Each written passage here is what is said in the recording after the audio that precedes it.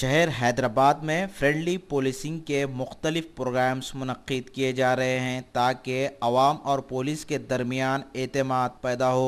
ऐसे ही विजयनगर कॉलोनी में friendly policing cricket tournament मुनक्किद किया गया था, जिसका आज फाइनल मैच मुनक्किद हुआ। जीतने वाली टीम को Hyderabad city commissioner police M Mahender Reddy ने ट्रॉफी हवाले की। इस मौके पर वेस्ट जोन के deputy commissioner of police Venkateshwar Rao के अलावा और भी दीगर पुलिस के आला ओहदेदार मौजूद थे।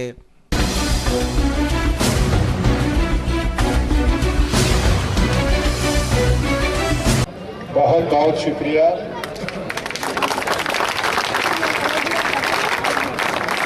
हम चाहते हैं कि आप सब लोग हैदराबाद सिटी पुलिस के काम में आप पार्टनर्स होके हमारे एक्टिविटीज में आप भाग लिए तो हमारे पुलिसिंग का क्वालिटी बढ़ जाएगा।